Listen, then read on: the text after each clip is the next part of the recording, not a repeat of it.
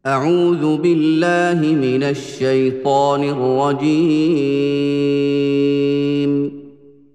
بسم الله الرحمن الرحيم.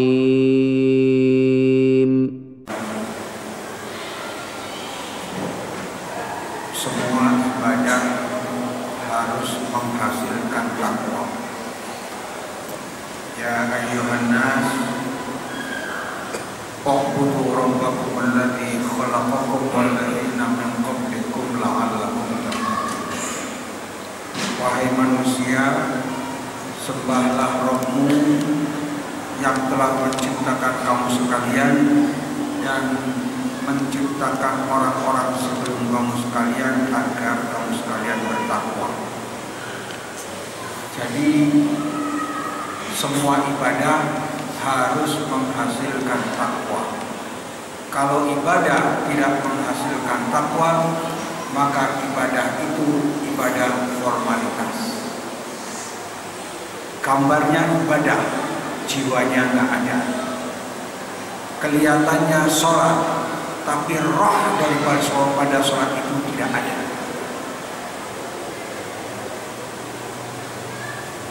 Allah Subhanahu wa ta'ala mewajibkan haji. Bekalnya saja harus takwa. Dalam surah Al-Baqarah 197, ketika Allah berfirman, Al-Hajju Ashhurun Ma'lumat, faman farada fihi al-hajja fala rafatha wala fusuqa wala jidala fil hajj wa ma taf'alu min khairin ya'lamuhu Allah wa tazawwadu fa inna khairaz zadi taqwa wa taqwa ya ulil albab. Juga menegaskan bahwa siapa saja sudah menyengaja untuk haji, maka tidak boleh melakukan rafas, omong kotor, omong jorok, tidak boleh melakukan fusuk, yaitu melanggar agama Allah, dan tidak boleh berbantah-bantahan. Wa ma taf'alu min khairin ya'lamuhu, apa saja yang kamu sekalian lakukan Allah Maha tahu. Wa tazawwadu, dan berbekallah untuk haji itu. Fa inna khairaz zadi taqwa, sesungguhnya sebaik-baik bekal adalah takwa. Itu haji. Zakat juga begitu, untuk ketakwaan. Kalau orang mengeluarkan zakat dan tambah takwa, itu zakatnya tidak berpengaruh. Khudh min amwalihim shadaqatan tutahhiruhum biha wa tuzakkihim biha. Ambillah sedekah dari mereka, zakat, untuk membersihkan mereka dan mensucikan mereka, membersihkan dari perilaku-perilaku yang tidak baik, membersihkan dari kekikiran, membersihkan dari kedengkian, mensucikan harta, dan seterusnya, yang ujung-ujungnya adalah ketakwaan. Salat juga begitu. Inna sholata tanha 'anil fahsya'i wal munkar. Sesungguhnya salat akan mencegah pelakunya dari perbuatan keji dan juga dari kemungkaran. Artinya orang yang salat mesti tidak melakukan kemaksiatan. Apalagi puasa langsung disebutkan karena mewakili puasa ini. Sehingga ketika diperintahkan, kutiba ya ayyuhalladzina amanu kutiba alaikumusiyam kama kutiba alal ladzina min qablikum la'allakum tattaqun. Itulah la'allakum tattaqun. Bila kamu sekalian berpuasa, puasanya benar, puasanya sesuai dengan syarat rukunnya, maka kamu sekalian pasti takwa. Orang yang puasa tapi nggak takwa, ini bermasalah. Orang yang puasa masih suka melakukan kemaksiatan, bermasalah. Masih mau makan haram, bermasalah. Bapak Ibu yang saya muliakan, kalau ibadahnya benar umat ini, jadi permasalahannya ini ibadah. Kalau ibadahnya benar, pasti akan takwa. Artinya ketika takwa, kemaksiatan akan bangkrut. setan kurus kering. Kalau kita takwa, gak akan ada itu orang selingkuhan, gak ada perzinahan, gak ada penggarongan, gak ada anak muda-muda pacaran, gak ada. Kalau memang benar-benar ibadah. Permasalahannya, kelihatannya yang ibadah banyak, mulai dari kampung sampai ke istana juga kelihatannya orang ibadah banyak, orang yang berpuasa banyak, orang yang sedekah banyak. Tetapi apakah semua itu memiliki jiwa, memiliki roh? Seingat saya pernah menyampaikan tentang tafsir iyyaka na'budu wa iyyaka nasta'in. Al-Manar di dalam tafsir Al-Manar yang ditulis oleh Muhammad Rashid Ridho disebutkan, hanya kepada Engkaulah kami menyembah, iyyaka na'budu wa iyyaka nasta'in, dan hanya kepada Engkaulah kami memohon pertolongan. Itu menunjukkan bahwa ibadah yang betul adalah ibadah yang punya roh. Sholat punya roh. Kalau ada sholat tarawih 23 rakaat kemudian selesai 15 menit, itu bisa rohnya kemana-mana itu. Kalau ada orang sholat Allahu Akbar kemudian jiwanya lari kemana-mana, dikhawatirkan kemaksiatan yang akan tambah banyak. Bapak Ibu yang saya muliakan, nah, berkaitan dengan puasa, mengapa langsung kepada ketakwaan? Bayangkan, puasa itu menahan diri, menjauhi semua yang dilarang. Yang tadinya boleh ketika berpuasa dilarang, makan asalnya boleh, tapi ketika puasa dilarang. Berhubungan antara suami istri itu adalah halal, tetapi ketika puasa dilarang. Menahan. Ternyata, Bapak Ibu yang saya muliakan, ibadah yang paling sulit adalah menahan. Apalagi kalau puasa. Puasa itu dari sejak fajar sampai terbenam matahari, terus menahan terus.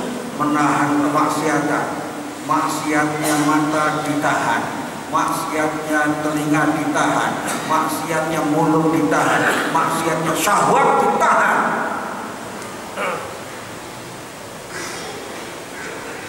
Jadi orang yang menjadi ahli ibadah itu kalau dia mampu menahan dari yang haram. Bukan orang yang banyak ibadahnya, tetapi orang yang mampu menjauhi yang haram. Rasulullah bersabda dalam sebuah hadisnya, ittaqil maharima takun abadatan. Jauhlah semua yang haram-haram, niscaya kamu menjadi ahli ibadah. Ya jelas. Kalau kita nggak sholat itu boleh nggak? Ya haram, artinya harus dijauhi nggak sholat itu. Karena hakikatnya kalau berkaitan dengan larangan itu harus dijauhi secara total. Tetapi kalau berkaitan dengan perintah itu kita lakukan sekuat kita. Perhatikan, kalau perintah ibadah kita lakukan sesuai dengan kekuatan kita. Faktu minhu mastata'tum, lakukan sesuai dengan kemampuan kamu. Tetapi berkaitan dengan maksiat, idza nahaitukum an syai'in fantahu, bila aku larang kamu melakukan sesuatu maka jauhilah secara total. Yang paling berat itu memang meninggalkan maksiat. Perlu kesabaran. Berat sekali ketika kita dihadapkan dengan setan, dihadapkan dengan nafsu. Dan yang penghalang takwa ini, diantaranya penghalang takwa ada 5.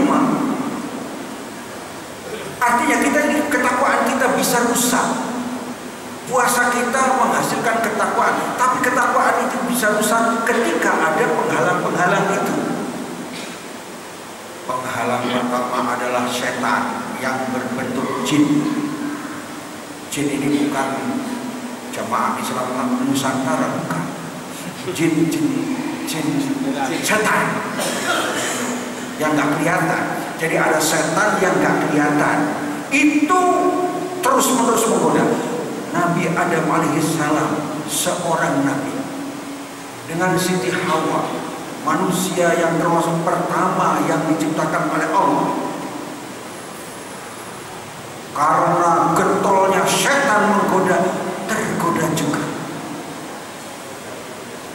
Dan langkah-langkah setan, Bapak Ibu yang saya muliakan, disebutkan wala tattabi'u khutuwati syaitan. Jangan dekatilah kamu sekalian langkah-langkah setan. Ternyata langkah-langkahnya ini teratur, rapi, dan step by step. Jarang orang bisa selamat kalau tidak berlindung kepada Allah. Kalau tidak berlindung kepada Allah pasti kena. Kalau tidak ikhlas pasti kena. Ini setan.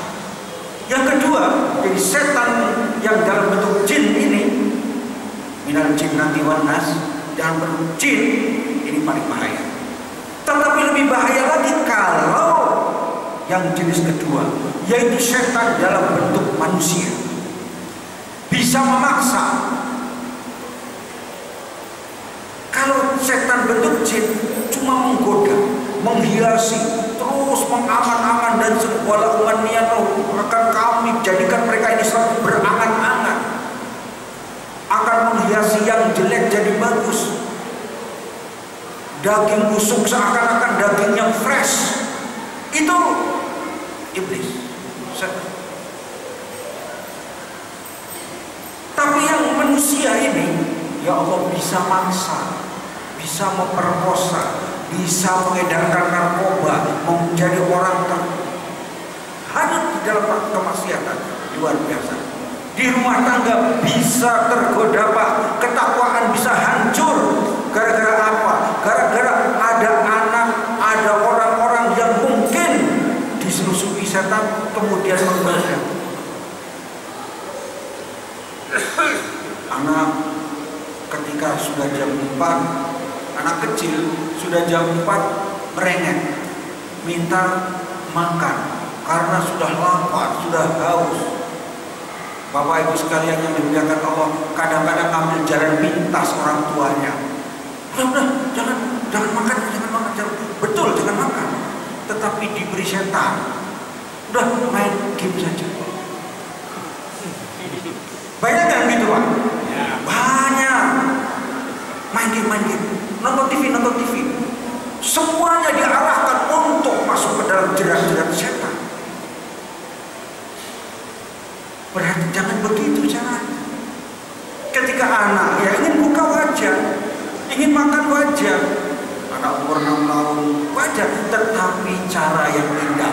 Kita mampu untuk bisa membawa anak kita itu untuk diri. Yuk kita jalan-jalan sebentar, yuk mari jalan sebentar, naik sepeda, main dan seterusnya. Lupa nanti.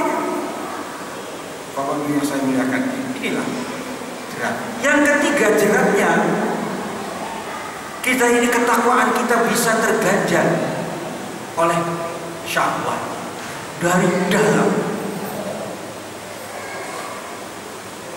Oleh sebab itu Allah menegaskan, wa amma man khafa maqama rabbi wa nahan nafsa 'anil hawa fa innal jannata hiyal ma'wa.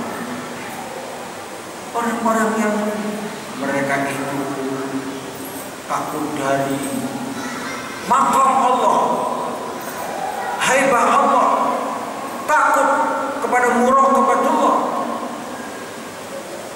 wa nahan nafsa, mampu menahan nafsunya, fa innal jannata hiyal ma'wa, baginya adalah surga.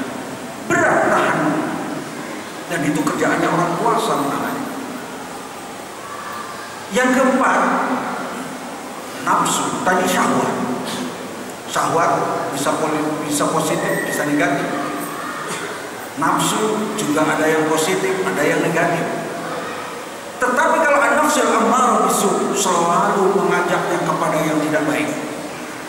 Mau bersedekah untuk membangun pesantren, kata nafsunya, capek deh kita nyari duit serupiah, 2 rupiah, 1.000, 2.000 ngumpulin, serahin buat capek. Enak aja orang lain, kita yang capek. Itu godaan-godaan nafsu, an-nafsu ammarah.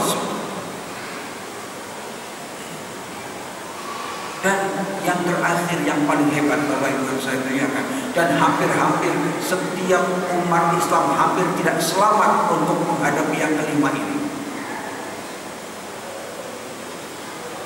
Untuk supaya tidak takwa, ternyata tenggelam dalam keduniaan itu menjadikan orang bisa membabi buta. Tenggelam dalam keduniaan, tenggelam dalam kemewahan, tenggelam di dalam bisnis yang terus, nafsunya terus, tenggelam dalam dunia. Maka Bapak Ibu yang saya muliakan, musuh-musuh Islam sudah tahu berbagai bukti umat Islam kalau diserang dengan senjata kalah musuh itu.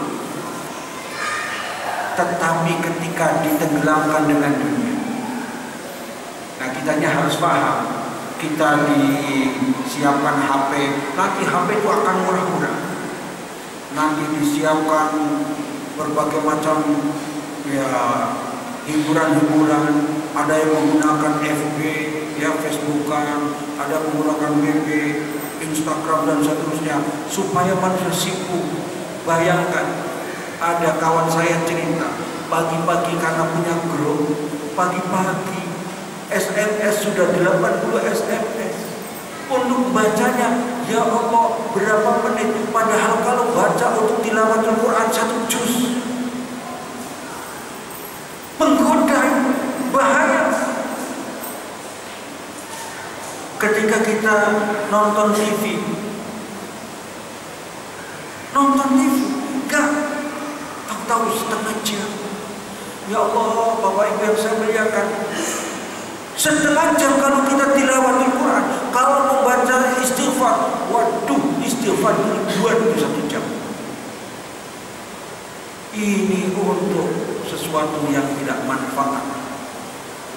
Bapak Ibu yang saya muliakan, termasuk dunia ini kadang-kadang menenggelamkan kita.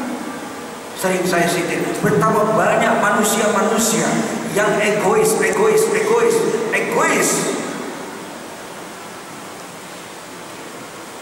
Dia punya HP 3, untuk pulsanya 303 itu, kalau biasa-biasa saja.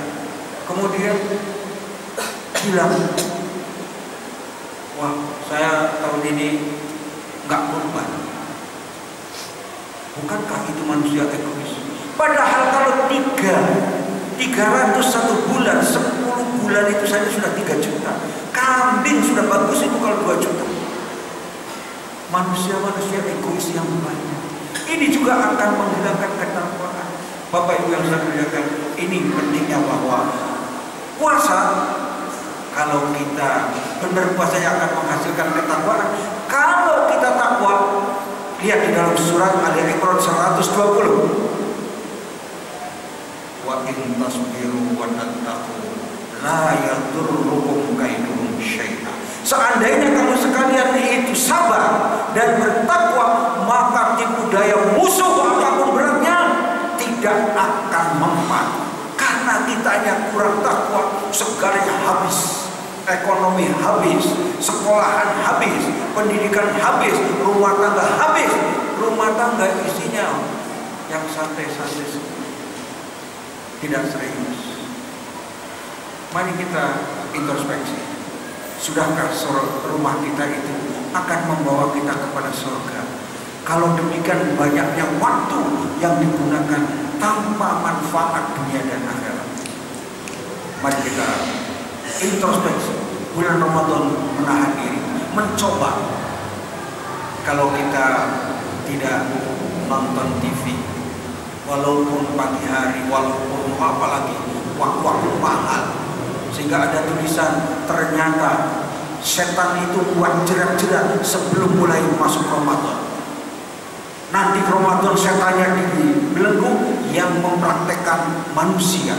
Di antara jerat-jeratnya itu TV bermacam-macam TV membuat banyak program lucu, program ini lucu semuanya, ataupun sinetron semuanya, atau apa semuanya. Tetapi itu akan menghabiskan waktu kita. Ingat, pembunuh nomor 1 di dunia itu adalah TV. Mengapa? Karena menghabisi waktu kita.